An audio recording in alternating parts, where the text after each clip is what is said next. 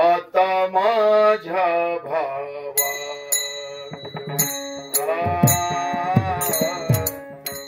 आता माझ्या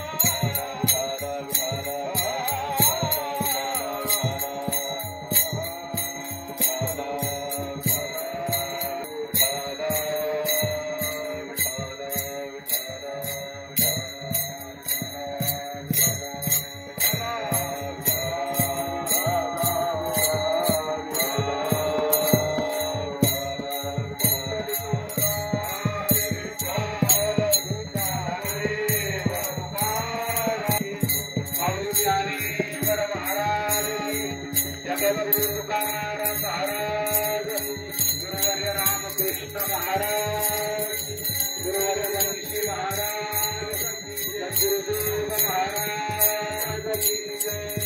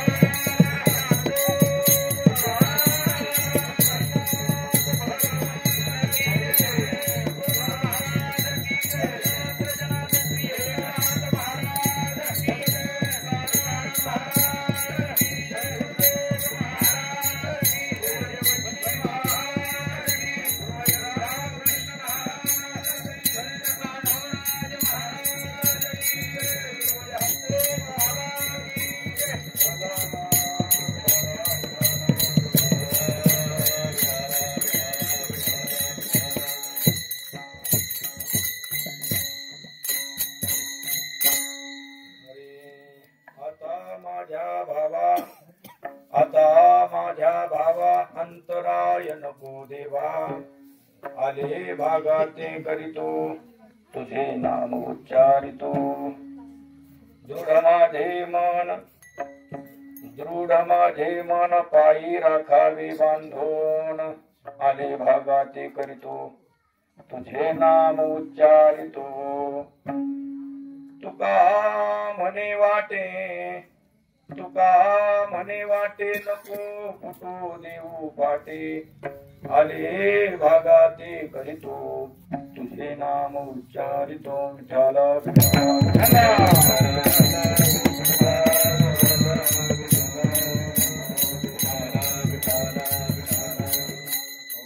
प्रज्ञानं शुभ्रदाने चरचरनिकर व्यापी व्याप्य लोकान् भुक्त्वा भोगांस्तभिषान् पुनरपितिशनोद्भासितान् कामजन्यान् पीत्वा सर्वान् विशेषान् स्वपिति मधुरभुं मायया भोजयन्नो.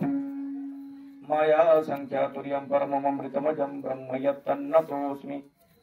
यो विश्वात्मा विदिज विषयान् प्राश्य भोगांस्तभिष्टान् पश्वाचन्यान् सुमतिविभवान् ज्योतिषां स्वेन सूक्ष्मान्.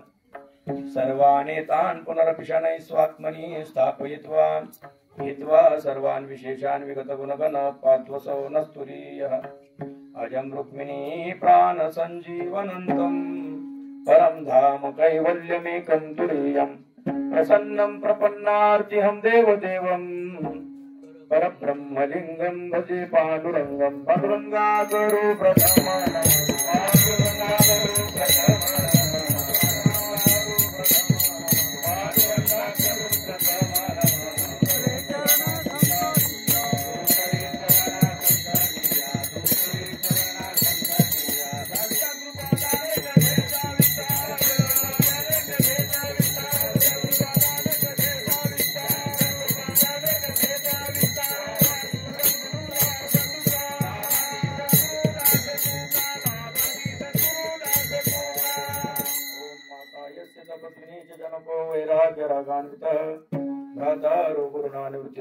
निवृत्तिका संस्थिताः. इत्थं साधु कृपान्वितं स्वयमहो ज्ञानामृतेनावृतं. वन्दे तं करुणाकरं प्रभुरं श्रीसन्त ज्ञानेश्वरं. द्वैताद्वैत समन्वयैकजननी ज्ञानस्य ज्ञानेश्वरी. भक्ति ज्ञानप्रदायिनी निजजनान् ज्ञानामृतं पायिनी. भक्ति ज्ञानयुतं हि येन कथितं शास्त्रं विवेकप्रदम्. वन्दे तं करुणाकरं प्रभुवरं श्रीसन्त ज्ञानेश्वरं. नमो ज्ञानेश्वराय नमो ज्ञानेश्वराय नमो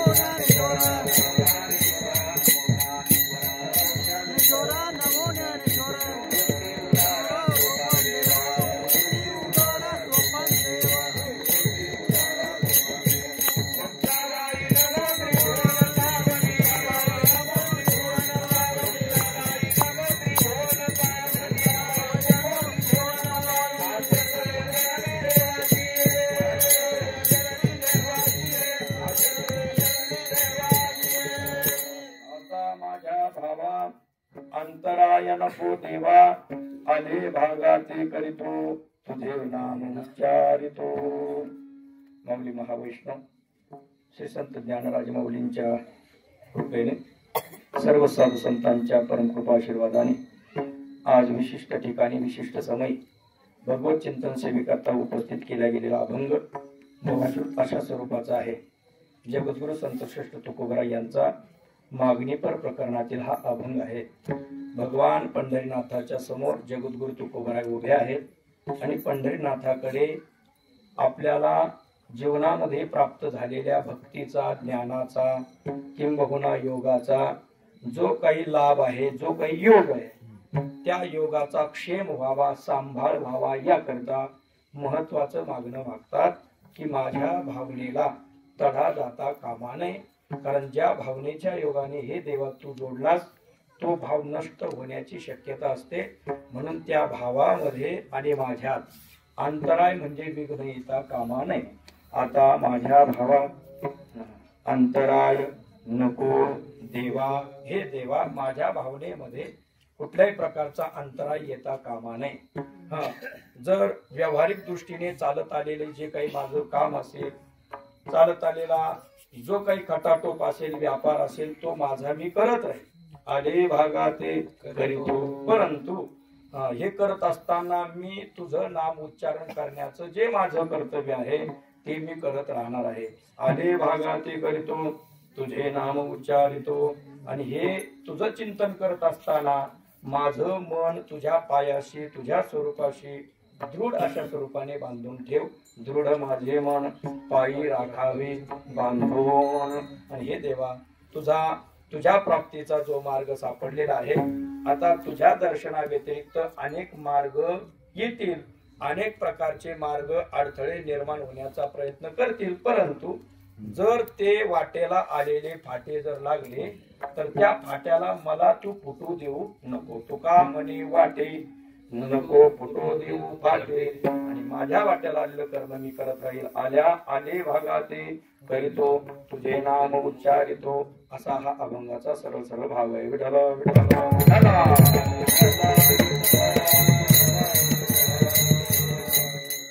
सद्गुरु ब्रह्मलीन हरिभक्तीपरायण गुरुवर्य प्रातस्मरणीय वैकुंठवासी बंशी महाराजजी तांबे बाबा, वैकुंठवासी परमपूज्य परमादरणीय आमच्या जीवनाला ज्यांनी कालटणे दिली, व्यावहारिक जीवनातून काढून ज्यांनी परमार्थ मार्ग दर्शवला, असे गुरुवर्य आमचे श्रद्धास्थान वैकुंठवासी परमादरणीय परमपूजनीय रामकृष्णजी महाराज काळे गुरुजी। त्याचप्रमाणे आपणा सर्व वारकरी भाविकांना आळंदीची ही पायी दिंडी ज्यांनी सुरू केली, गेल्या अनेक वर्षापासूनची चालत आलेली ही दिंडी ज्यांच्या प्रेरणेने, ज्यांच्या त्या काळातील मार्गदर्शनाने संपन्न झाली, ते असे असणारे विठ्ठल महाराज आमचे बाबा, तर पूजनीय बाबांच्या कृपेने या तीनही संतत्रयांच्या कृपाशीर्वादाने संपन्न होणारा हा पायी दिंडी सोहळा मुक्काम दर मुक्काम असं करत करत करत 7व्या दिवसाच्या म्हणजे उपांत्य मुक्कामाला येऊन थांबलेला आहे।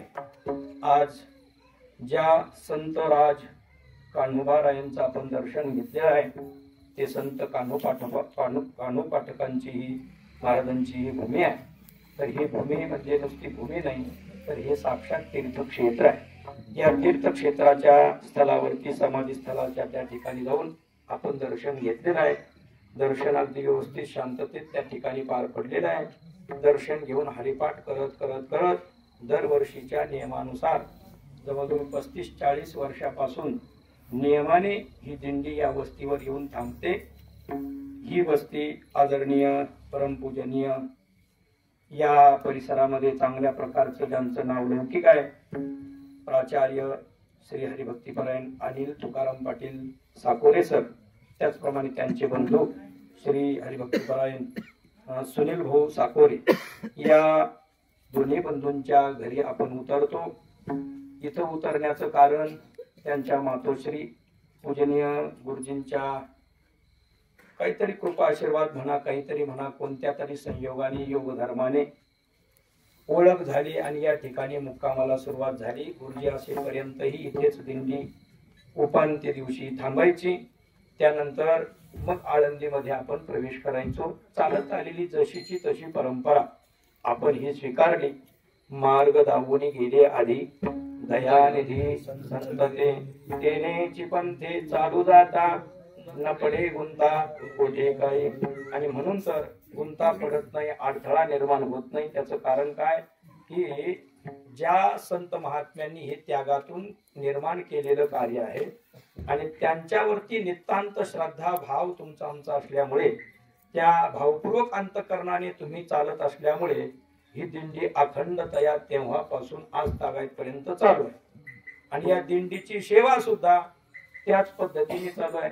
म्हणून आपण पायी दिंडी करतो म्हणून आपलीच दिंडी घडते असं नाही, पण या दिंडीची जी जी मंडळी सेवा करतात त्यांची देखील घरी राहून ही काय आहे, दिंडीच आहे. कदाचित त्यांच्या मनामध्ये येत असेल आपणही जावं, गळ्यामध्ये टाळ घ्यावा, ज्ञानोबरायांच्या दर्शनाकरता पायी जावं, मनात भाव येत असेल. परंतु तशा प्रकारचा भाव येणं आणि तसं करणं ठीकच आहे.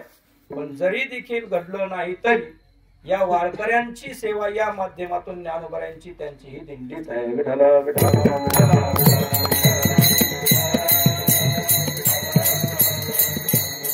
छोटे छोटे वाडी वस्ती पूर्वी असतील, त्यांच्यामध्ये परिवर्तन झालं, भौतिक दृष्टीने बदल घडत गेले. पूर्व पिढीतील जवळजवळ 4 पिढ्या 3 पिढ्यापर्यंत चालत आलेली ही सेवा. छोट्या छोट्या झोपड्या होत्या, तिथं मोठे मोठे बंगले दिसू लागले.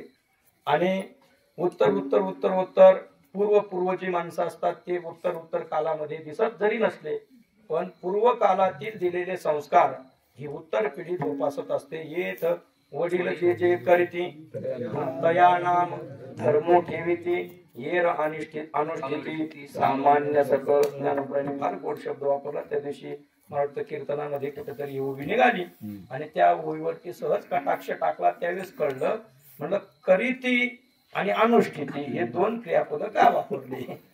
कारण येत वडील जे जे करीती, त्यांनी सहज तया केलं, दिंडी चालली, वळवली, सहज क्रिया आहे. आणि म्हणून त्यांनी केलेली ही सहज क्रिया.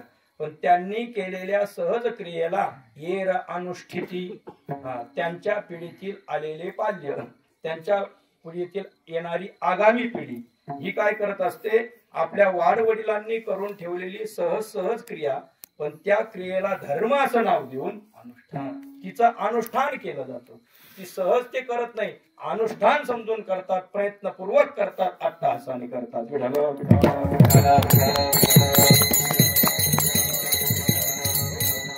आता तसं पाहिलं तर सरांचं थोडीशी तब्येत ठीक नव्हती. डॉक्टरने सांगितलं ब्लॉकेज आहे, ऑपरेशन करावं लागेल. पण दिंडी यायची, काय करायचं आयुर्वेदिक औषधीवरती धकवत चाललेले आहेत.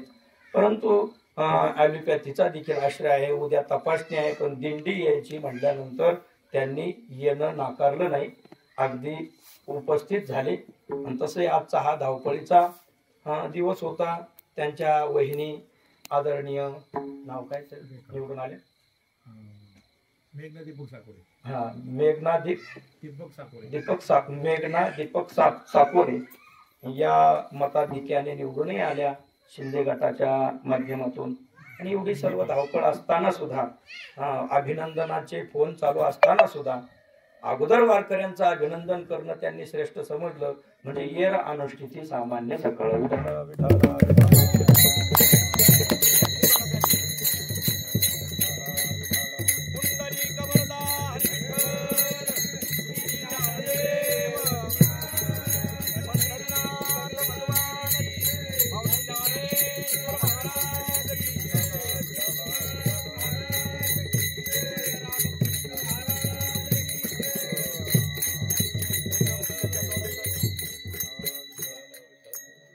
ही मंडळी अनुष्ठान रूपाने सेवा करतात आणि म्हणून त्यांना द्यावे तेवढे धन्यवाद थोडे आहेत.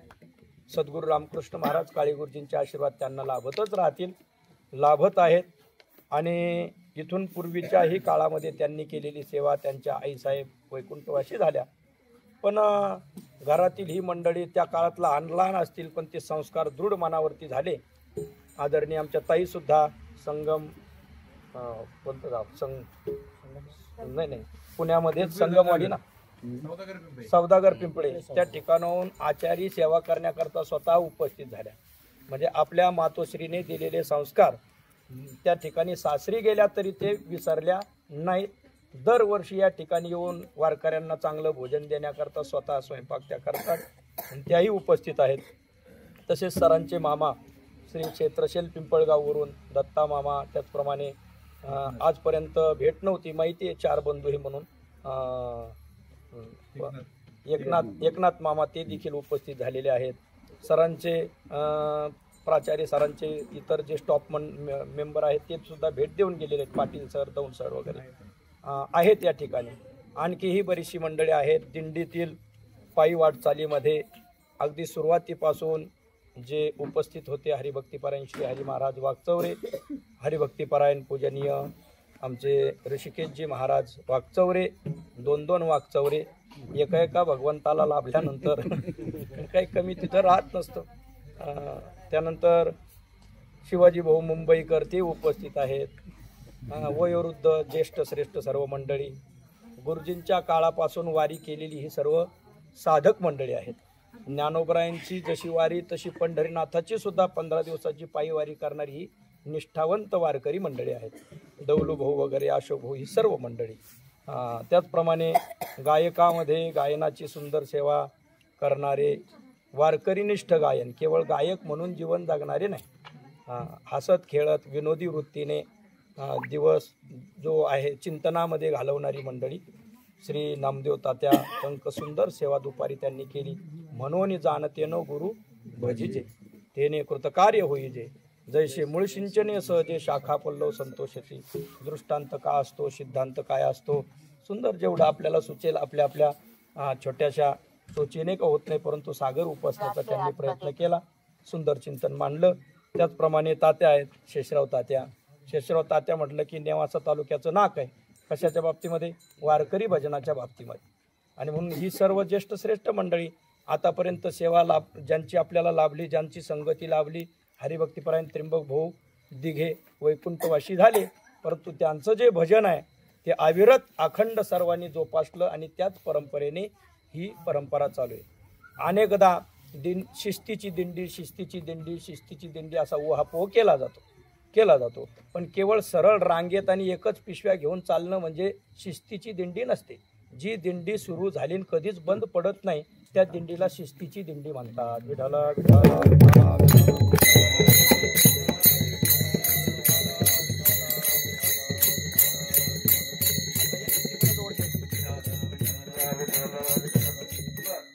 दोन मशीन आहेत ना, एक लाईट वर जोडून ठेवत जायचं, पण आता शेवटचा दिवस आहे, शेवटचं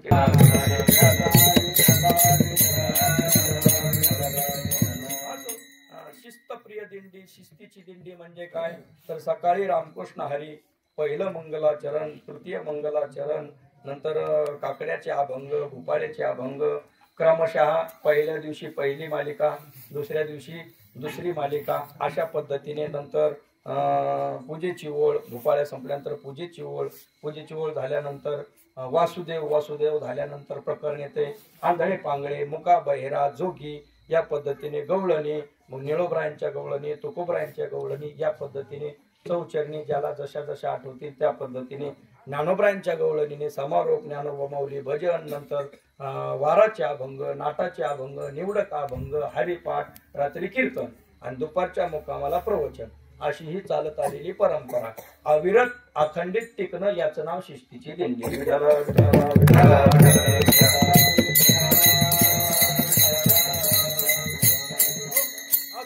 तर शिस्तबद्ध चालत असलेला आपला हा दिंडी सोहळा, त्यामध्ये अगदी पताकावाल्यांची सुंदर सेवा आहे. सगळे लाईनीत व्यवस्थित चालतात. आता थोडस राजकारणाचं वारं सध्या सगळीकडेच असल्यामुळे थोडी चर्चा होत होती, नाही असं काही नाही, तसं नाकारता येत नाही. कारण असं कधी घडलं नाही की दिंडी निघाली मग निवडणूक आली, असं कधी घडलंच नव्हतं इतिहासामध्ये. पण आमची दिंडी यावर्षी इतिहासाला अपवाद ठरली. म्हणजे 3 दिवस झाले होते दिंडी निघून सर. मग म्हटलं मतदानाचं काय करायचं, मग नेते मंडळींनी व्यवस्था केलेली होती. मग त्या एसटी मध्ये मतदार पाठवून दिले. पण हे बाल वारकरी मंडळी तरी देखील दिंडीची खंडना होऊ नये म्हणून आपल्या आपल्या पद्धतीने तो प्रयत्न त्यांनी केला आणि दिंडीचा खंडही पडला नाही आणि मतदारांचाही असलेला भारतीय संविधानाने दिलेला जो अधिकार आहे तो देखील बजावता आला. म्हणजे दोही ठाई तुका नाही पडू देत चुका. विठ्ठल विठ्ठल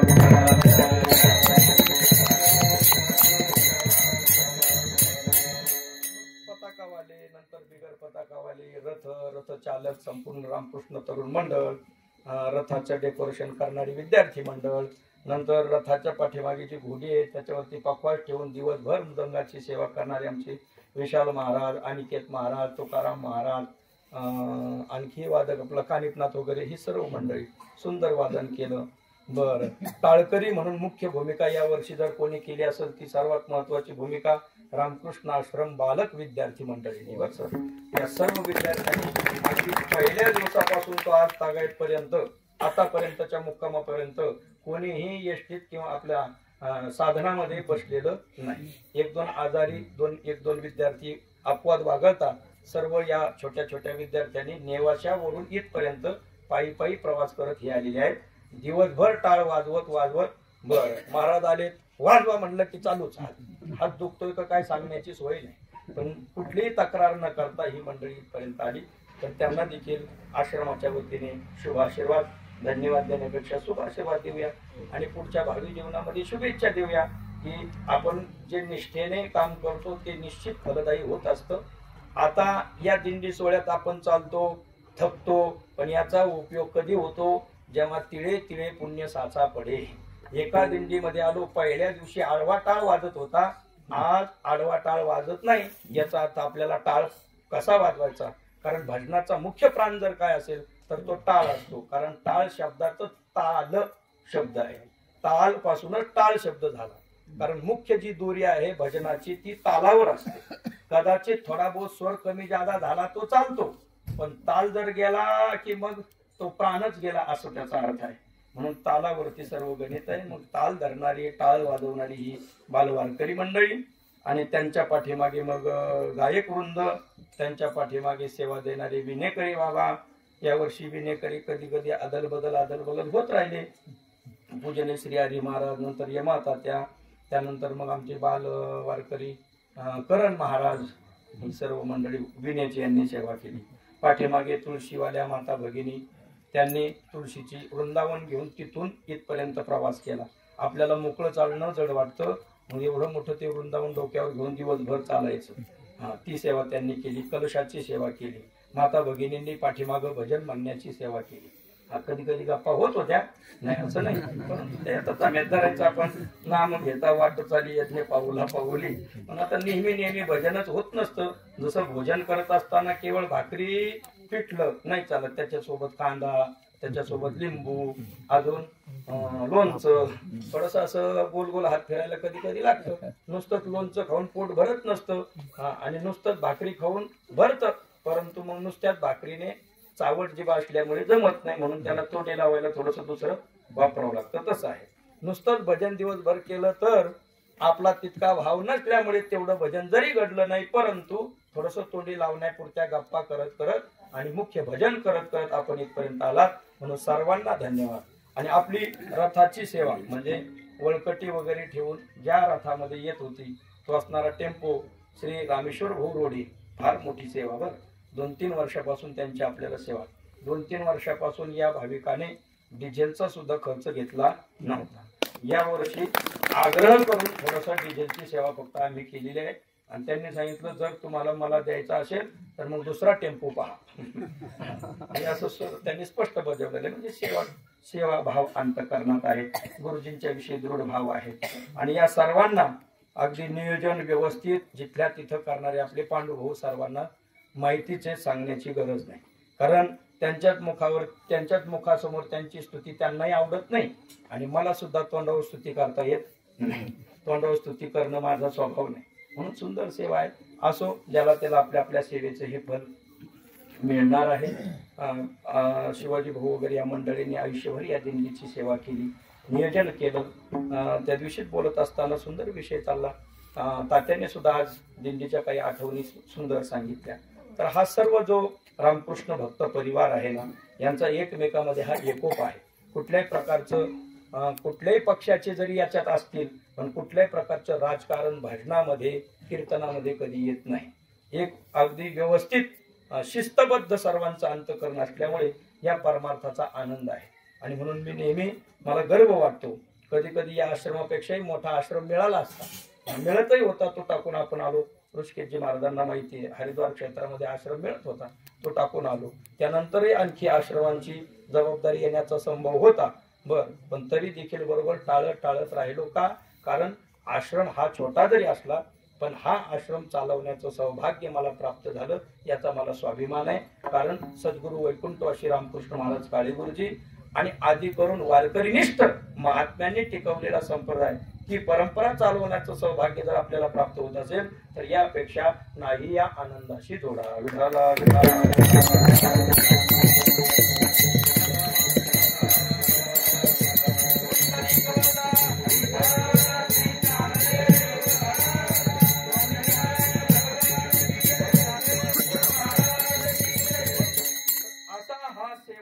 दिंडीच्या माध्यमातून असेल, सेवेच्या माध्यमातून असेल, जो ज्या माध्यमातून सेवाभाव प्राप्त झाला तो सेवाभाव आपण टिकवला पाहिजे। बरीचशी नवीन वारकरी यावर्षी या दिंडीमध्ये सम्मिलित झाली। बोलता एक सांगायचं राहिलं की वैराग्य संपन्न महात्म्यांनी हा दिंडी सोहळा सुरू केलेला असल्यामुळे एवढा कोरोना कालावधी होता, सर्वत्र भारत बंद अशा प्रकारचं ते सर्व वातावरण होतं, पण त्या काळात सुद्धा पहिल्या लॉकडाऊनच्या काळात 5 वारकरी आणि दुसऱ्या लॉकडाऊनच्या काळात 11 वारकरी। ज्या ठिकाणी जी सेवा आहे, ज्या मंडळींची आज तागायतपर्यंत सेवा आहे, ती सेवा घेत आळंदीपर्यंत आम्ही गेलो होतो। आळंदीपर्यंत त्या काळात म्हणजे काय की वैराग्य संपन्न महात्म्याने एखादं कार्य जर उभं केलं तर ते अविरत चालतं। भौतिकतेने त्याला कितीही आपण थांबवण्याचा प्रयत्न केला तरी ते थांबून राहत नाही। आणि म्हणून इथून मागच्या मंडळींनी जसं टिकवलं तसं आपल्यावरती टिकवण्याची ही जबाबदारी, आणि पुढची जबाबदारी ही भावी पिढी हळूहळू होणारच असते। हा प्रवाह रूपाने वारकरी संप्रदायाचा चाललेला हा अनादी प्रवाह आहे, याच्यामध्ये खंडना होत नाही, कारण संत महात्म्यांची कृपा त्याला आहे। विठाला विठाला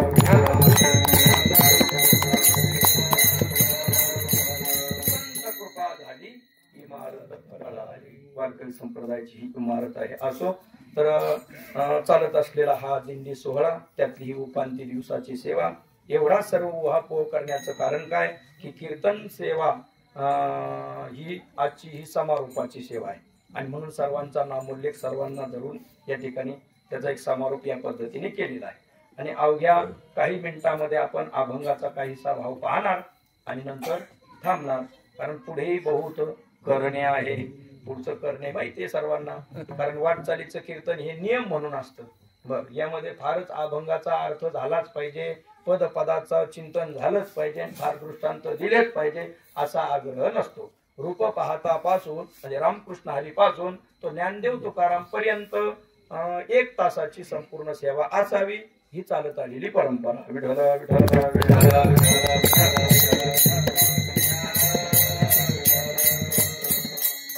करत असताना काही गोष्टीला अत्यंत महत्व आहे। पहिली गोष्ट काय आहे, आपण परमार्थिक व्हावं लागतं। परमार्थिक होण्याकरता अंतःकरणात तशा प्रकारची भावना जागृत व्हावी लागते।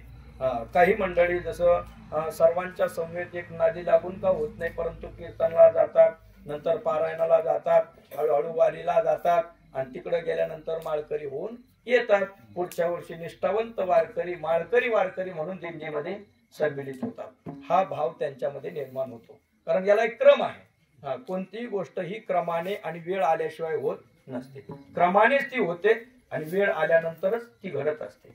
त्याला पूर्वक्रम असतो। अकस्मात असा कोणामध्ये बदल होत नसतो। ज्या अर्थी तो बदल झाला त्या अर्थी सूक्ष्म बदल तो घडत असतो, आपल्या लक्षात येत नाही। अचानक लक्षात आला म्हणून आपण म्हणतो अकस्मात ही व्यक्ती बदलली, पण ती व्यक्ती अकस्मात बदललेली नसते। आपण म्हणतो त्याने युटर्न केला, पण तो युटर्न नसतो, हळूहळू सूक्ष्म त्यामध्ये बदल झालेले असतात, फक्त आपल्या ते लक्षात येत नाही। त्याच्या अंतःकरणातला भाव तो मोठा होत जातो, आणि ज्या दिवशी भाव फलीभूत होतो त्या दिवशी तो प्रगट होतो। विठाला विठाला विठाला जो परमार्थ करण्याकरता निर्माण झालेला भाव आहे, आता पहिली गोष्ट, भाव. भाव म्हणजे नेमकं काय? भाव म्हणजे अस्तित्व, भाव म्हणजे किंमत, असे अनेक अर्थ आहे. जसं कांद्याला भाव नाही, बटाट्याला भाव नाही, कापसाला भाव नाही, ऊसाला भाव नाही, ही त्या त्या मालाची किंमत म्हणजे भाव. बर, आणखी काय भाव? आता एका मौलीने दिवाळीच्या सुट्टीत आली, तिनं कीर्तन ऐकलं, भाव धरून यावाचे ज्ञानेश्वरी. मग तिनं भाव शब्दाचा अर्थ काय केला? भाव धरायचा, ज्ञानेश्वरी वाचायची. मग घरी गेली, घरी जाऊन सकाळी लवकर स्नान झालं. स्नान झाल्याबरोबर एका हातात ज्ञानेश्वरी, दुसऱ्या हातामध्ये भावाचा दंड धरला आणि मग म्हणते भाव धरून यावाची ज्ञानेश्वरी. म्हणजे ताई काय करते? म्हणजे भाव धरून ज्ञानेश्वरी वाचते. भावाचा दंड धरून ज्ञानेश्वरी वाचणं म्हणजे भाव म्हणजे भाऊ नाही, भाव म्हणजे भाऊ नाही, भाव म्हणजे किंमत नाही, भाव म्हणजे अस्तित्व, हाही एक अर्थ आहे. जसं मी तुमच्या समोर ज्या वस्तूतून बोलतो त्या वस्तूचं नाव काय आहे? माईक. मग ही माईक नावाची वस्तू इथे आहे, पण माईक नावाची वस्तू इथे नाही. इथे नाही त्याला म्हणतात अभाव, इथे आहे त्याला म्हणतात भाव. विठ्ठला विठ्ठला विठ्ठला. ही वस्तू इथं असणं तिचं अस्तित्व म्हणजे भाव. ही वस्तू इथं नसणं तिचं नास्तित्व म्हणजे तिचा अभाव. भाव अभाव, अस्तित्व नास्तित्व, अशा पद्धतीने सुद्धा भावाचं चिंतन करता येईल. परंतु हा तीनही प्रकाराने सांगितलेला भाव भाव नाही. मग भाव म्हणजे नेमकं काय? आता सरळ सरळ सरळ सरळ मुद्द्यावर आपण जाऊ. भाव म्हणजे नेमकं काय? की जी वस्तू आपण साध्य म्हणून समजवली. मग भगवान परमात्म्याचं दर्शन, ज्ञानोबरायांचं दर्शन, किंबहुना आपल्याला परमार्थ करायचा एवढा का होत नाही साध्य. मग या साध्याला प्राप्त करण्याकरता अंतःकरणामध्ये तशाच प्रकारचा व्यापार होणं, याचं नाव आहे भाव. कारण भवितुर भवनानुकूल व्यापार विशेष भावना या अर्थसंग्रहामध्ये व्याख्या करत असताना भावना शब्दाचा अर्थ केला भवितुहू म्हणजे परमार्थ करणाऱ्याच्या अंतःकरणामधली असा एक व्यापार की जो व्यापार झाल्यानंतर त्याचं साध्य त्याला प्राप्त होतं म्हणजे होतच. त्याने ठरवलं भगवंताचं दर्शन करायचं, होणार म्हणजे होणारच. हा असणारा भाव अंतःकरणामध्ये भावना, याला म्हणतात भाव. भगवत दर्शन होण्याकरता अनुकूल व्यापार, याचं नाव आहे भाव. विठ्ठला विठ्ठला.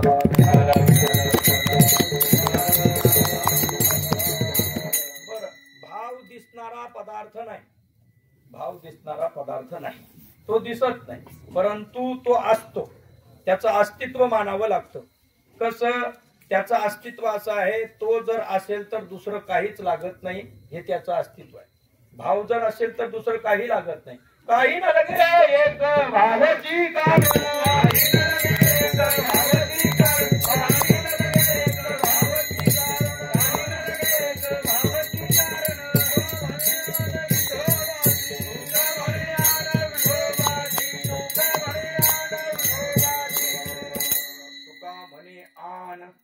शपथ घेऊन सांगतात, विठोबाची शपथ.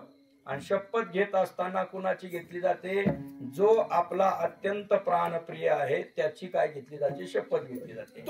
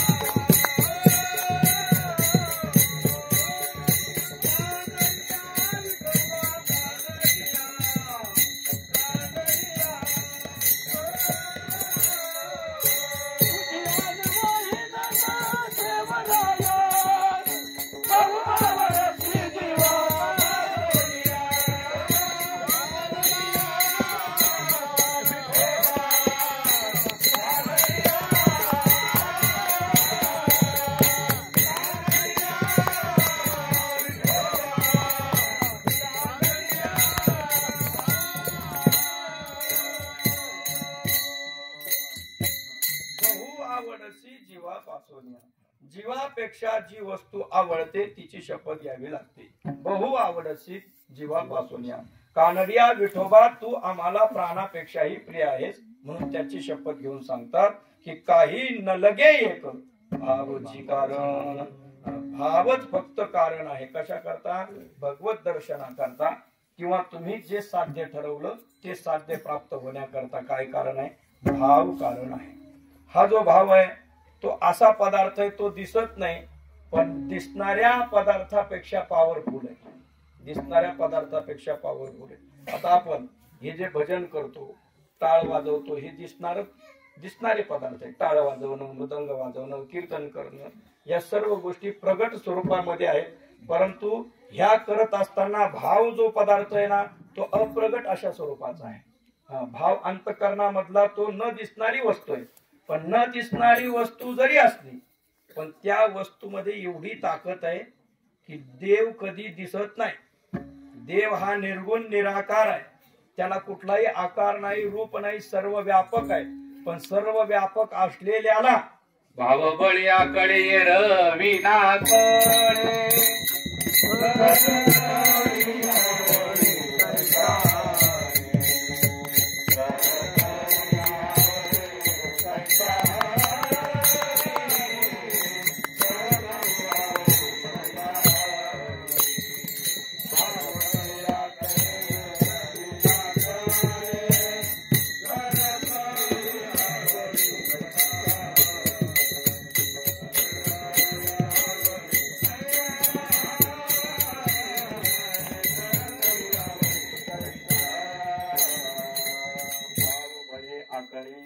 न दिसणारा भाव पण न दिसणाऱ्या देवाला प्रगट करू शकतो.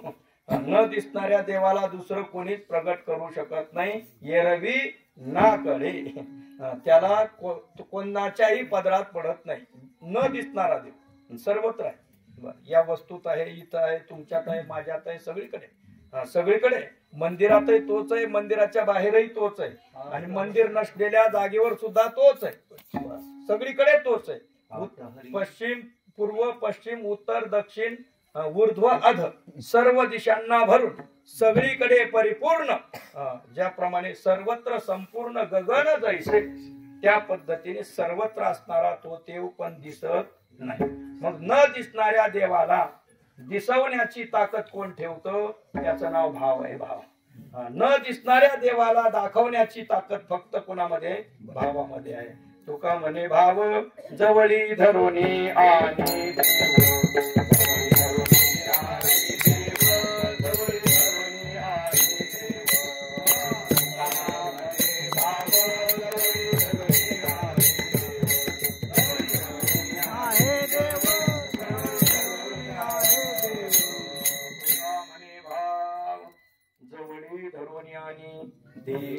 देव देवाला जवळ धरून आणण्याची ताकद ही भावनेमध्ये आहे. बस. भाव बळे आकारे. आणि त्याच्यात सुंदर दृष्टांत दिला माऊलींनी. करतळी आवळे तैसा आहे. करतळी आवळे. पण तो आवळा कसा माहितीये? आवळा कसा? नुसता आवळा नाही. आवळा जर आपण हातावर ठेवला तर तो आपल्याला दिसतो स्पष्ट, परंतु जेवढा भाग त्याचा तळ हातावर टेकलेला आहे तेवढ्या भागाचं आपल्याला ज्ञान होत नाही. पण तोच जर आवळा, ज्ञानोबा ज्ञानेश्वरी मध्ये म्हणतात, कर तळावरी वाटोळा डोलतो दिसत असे आवळा. ज्ञानोबा ज्ञानेश्वरी मध्ये म्हणतात की डोलणारा आवळा म्हणजे हातावर नुसता आवळा ठेवला, स्थिर जर असेल तर जेवढा भाग त्याचा टेकलेला आहे तेवढा आपल्याला दिसणार नाही. मग सर्वांगाने त्याचं ज्ञान झालं नाही, पण तोच आवळा जर असा डोलता असेल तर तो सर्वांगाने आपल्याला जसा दिसतो त्या पद्धतीने सर्वांगाने परमात्म्याचं परिपूर्ण ज्ञान करून देणारी जी वस्तू त्याचं नाव भाव.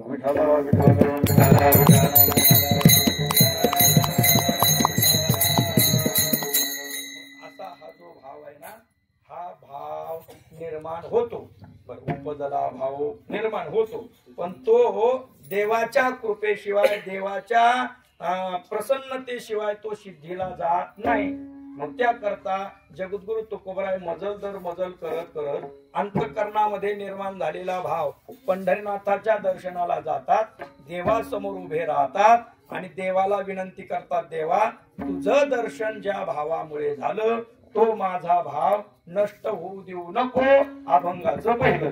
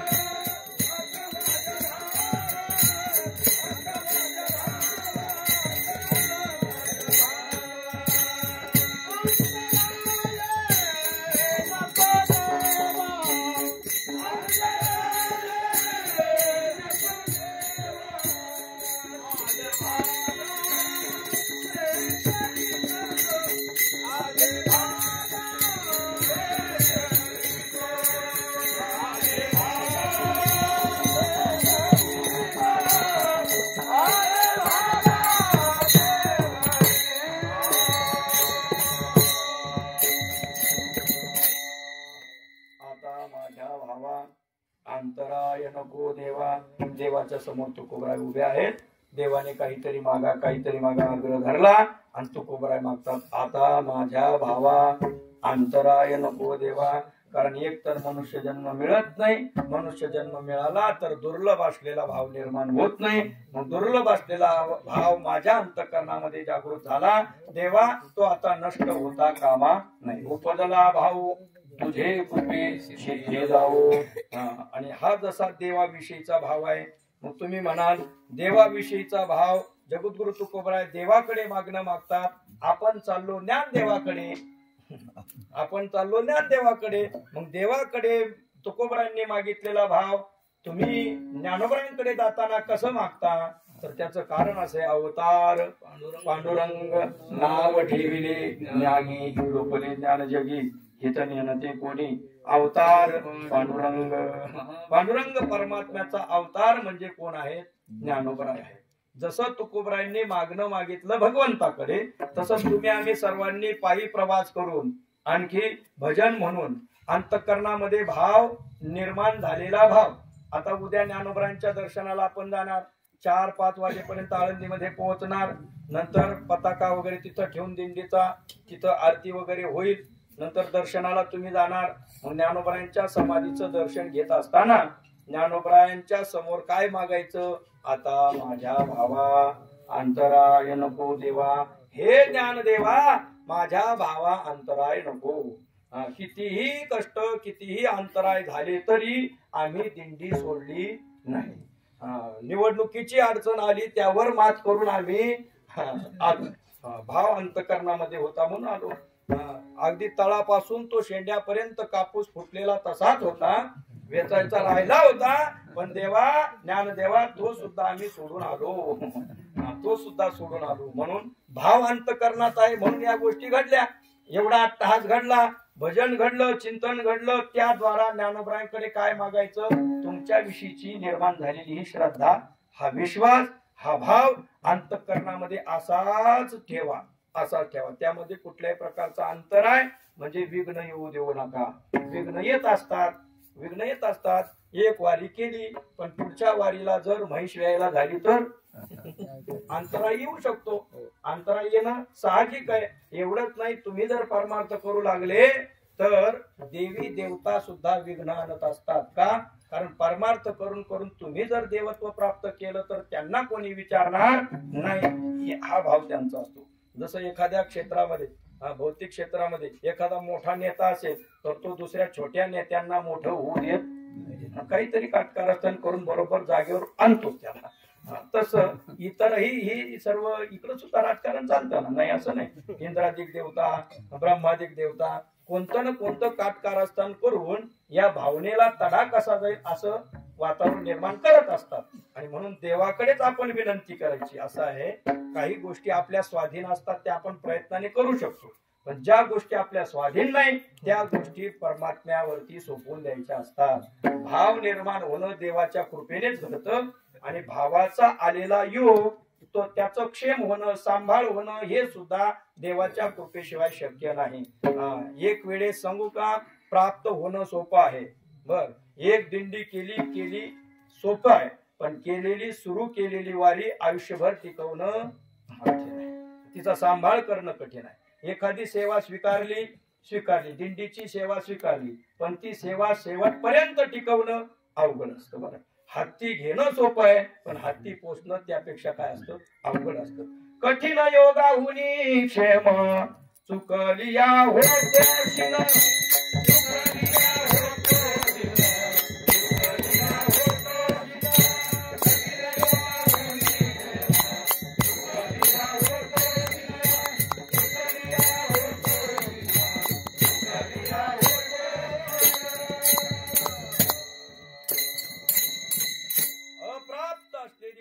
प्राप्त करणं सोपं आहे. एक वेळ ती होऊ शकते योग, पण योग जो प्राप्त झाला, जी गोष्ट प्राप्त झाली तिचा क्षेम म्हणजे सांभाळ होणं, सांभाळ करणं हे अवघड असतं.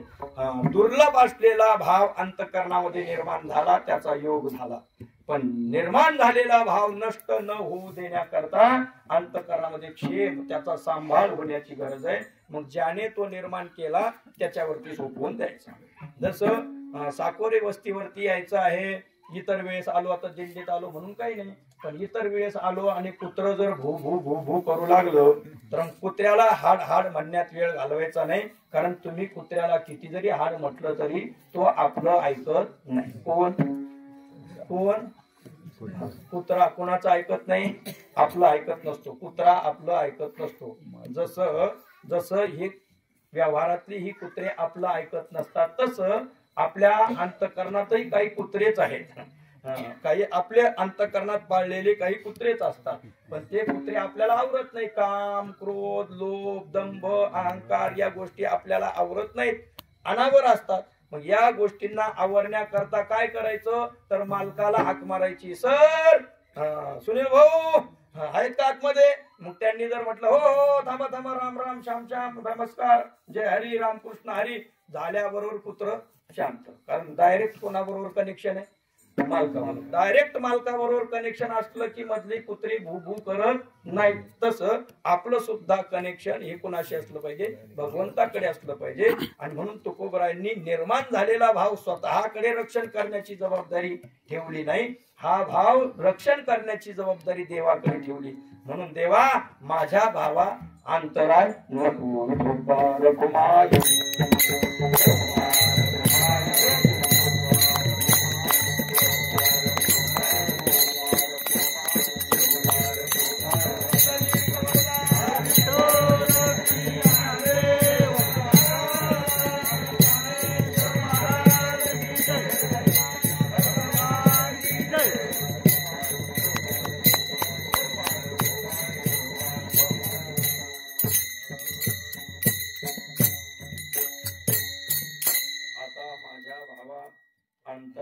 नको. देवा माझ्या अंतःकरणात निर्माण झालेला भाव नष्ट होऊ नका देऊ, त्याच्यामध्ये अंतराय विघ्न येऊ देऊ नका. विघ्न जर आलं तर मग निर्माण झालेला भाव नष्ट होईल आणि भावनेच्या द्वारा देवाला जे आकळलं तो हातीचा काय होईल, दूर होईल. जोडला तू हातीचा दुरी होईल. तू जो जोडलेला आहे तो तू माझ्यापासून दूर जाशील. म्हणून देवा तू दूर जाऊ नये याकरता माझ्या अंतःकरणातला भाव नष्ट होऊ देऊ नका. मला जे काही विघ्न म्हणून भौतिक दृष्ट्या चालत आलेले कर्म असतील ते मी करत राहील. कापूसही वेचील, दिवाळीचा सणही करील, पण त्यानंतर माऊली तुमच्या मी वारीसाठी अवश्य येईलच. आले भागाते करीतो. बरेचसे वारकरी मंडळी असे आहेत, पुढे दिंडी आहे म्हटल्यानंतर 2 महिने अगोदरच कंबर कसून कामाला लागलेले असतात. कारण दिंडीला जायचं. बरीचशी तरुण वर्ग मंडळी सुद्धा आपल्या दिंडीमध्ये जी संमिलित होताना दिसते. त्याचं कारण काय? याचा अर्थ त्यांनी घरचे उद्योग धंदे सोडून दिले आणि दुसऱ्याच्या भरोशावर सोपवले असा त्याचा अर्थ नाही. सर्व विल्हेवाट लावून ही मंडळी यामध्ये आलेली आहे. आले भागाते करीतो, आपल्या वाट्याला आलेलं कर्म आपण करावं. परंतु देवा, आपल्या वाट्याला आलेलं मी कर्म करीन, पण माझ्या मुखाने मी तुझं नामचिंतन करण्याची माझं जी कर्तव्य जबाबदारी ती मी पार पाडेल. तुझ्याकडे जबाबदारी आहे भाव नष्ट न होऊ देण्याची, माझ्याकडे जबाबदारी आहे कर्तव्य कर्म करता करता तुझं नामचिंतन करण्याची. ही दोन्ही जबाबदारी मी पूर्ण करीन. म्हणून आता आले भागा ते करीतो तुझे नाम उच्चारितो. देवा, तुझं नाम मी उच्चारण करत राहील. नाम घेता वाट चाली यज्ञ पाहुला पाहुली. आणि म्हणून कामामध्ये काम, काही म्हणा राम राम या भावनेने भगवंताचं चिंतन करावं. असाल जेथे तेथे काय नामाचे चिंतन प्रगट पसारा. असाल जेथे करा जेथे तेथे, असाल करा जेथे तेथे. जिथं तुम्ही असाल तिथं ते करत राहा. ज्या अवस्थेमध्ये आऊ थाकताय ना, तर त्यावेळेस सुद्धा इतर काही गाणे म्हणण्यापेक्षा देवाचे अभंग म्हणा, भगवंताचे अभंग म्हणा, भगवंताची स्तुती गा. काकड आरतीचा महिना आहे, मग पहाटेच उठून गावकरी भजनी मंडळी भजन म्हणतात, मग त्यामध्ये जाऊन भजन म्हणा. गावामध्ये सप्ताह आहे, हरिपाठ आहे, पारायण आहे, त्यामध्ये सम्मिलित होऊन परमार्थ करा. त्यांच्या संयोगाने आपला सुद्धा काय होत राहतो, परमार्थ वाढत राहतो. तर या पद्धतीने म्हणून आले भागा ते करीतो तुझे नाम उच्चारितो. आता एक देवा, हे करत असताना मन कधी कधी निवडणुकीची चर्चा करतं. कधी कधी कोण आलं, काय झालं, कोण पडलं, कोण निवडून आलं, कोण किती मताने आलं, याचं चिंतन कोण करतं? मन करतं. पाय तर चालले माऊलीच्या दर्शनाला, भजन तिकडं चालू आहे, पण मनाने चिंतन काय चालू राहतं? कोण आलं, धनुष्य आला की कमळ आलं, का कोण आलं आणि कोण पडलं. तर हे चिंतन चालू राहण्याची शक्यता आहे. पण तरी देखील देवा, त्याचं चिंतन जर करायचं ठरलं तर करू दे मनाला, पण आता एक कर, हे मन माझं दुसरं चिंतन करू नये यासाठी तुझ्या पायावरती त्याला काय कर, बांधून ठेव. तेवढा माझे मन पायी राखावे बांधून. देवा, तुझ्या चरणाशी स्वरूपाशी माझं मन बांधून ठेवा. या पद्धतीने मागणं मागितलं. आणि आता देवा, ज्ञानदेवा, ज्ञानोबराया, तुमच्या दर्शनाला जात असताना अनेक फाटे फुटतील, अनेक फाटे फुटतील. ज्या वाटेला जाऊ नये ते सुद्धा फाटे फुटतील, पण तुका म्हणे वाटे नको फुटू देऊ फाटे. असा हा अभंगाचा थोडा थोडा भाव आपण पाहिलेला आहे. मौजे केंदूर, श्री क्षेत्र केंदूर या ठिकाणी आजचा हा उपांत्य मुक्काम. उद्या ज्ञानोबरांच्या क्षेत्रामध्ये आपण प्रवेश करणार, ज्ञानोबरांचं दर्शन होणार.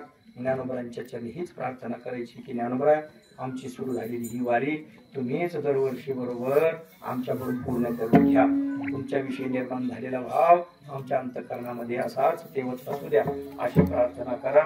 आणि मंगलमय प्रार्थना ज्ञानोबरांची केल्यानंतर काय होणार नाही, करील ते काय नोहे महाराज बरी पाये बीज या न्यायाने. ज्ञानोबरांचा अधिकार संत महात्म्याने आपले ऋषिकेशजी महाराज, वागचौरे महाराज यांनी सुंदर सांगितला.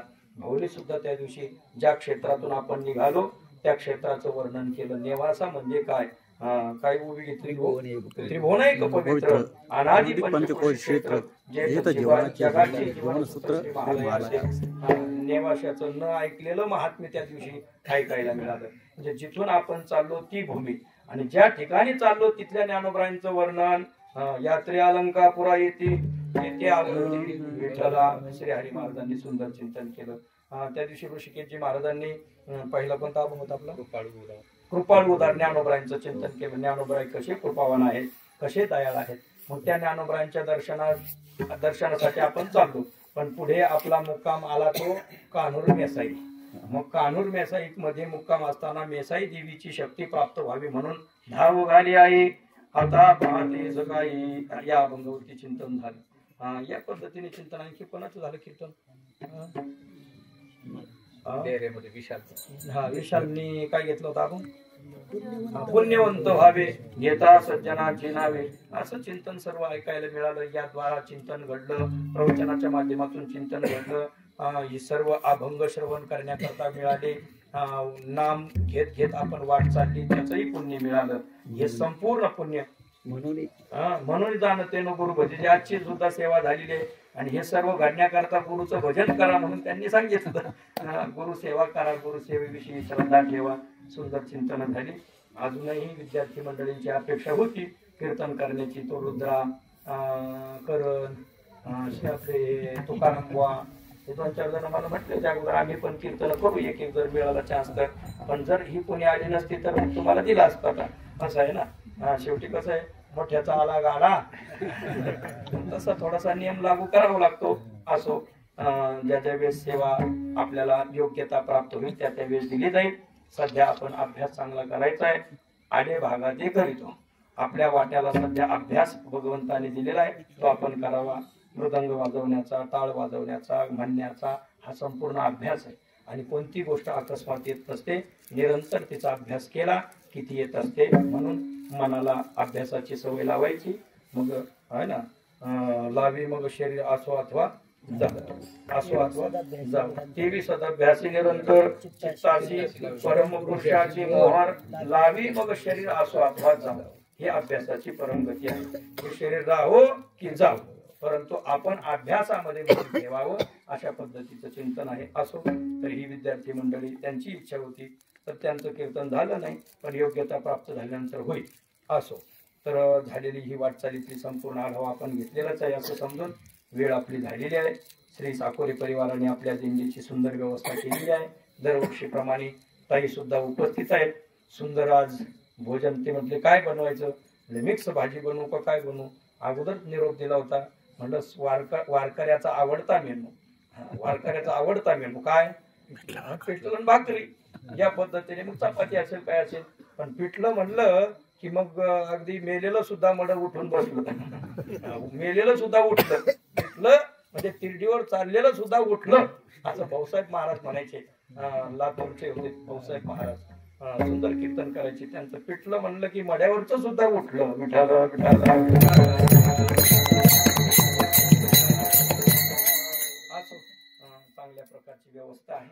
अशा प्रकारचा त्यांचा हा भाव परमात्म्याने टिकून ठेवावा आणि त्यांच्या मातोश्रींची इच्छा, त्यांच्या वडिलांची इच्छा त्या माध्यमातून पूर्ण होत राहावी ही भावना सद्भावना या ठिकाणी व्यक्त करतो आणि कीर्तन थांबवतो. ज्ञानेश्वर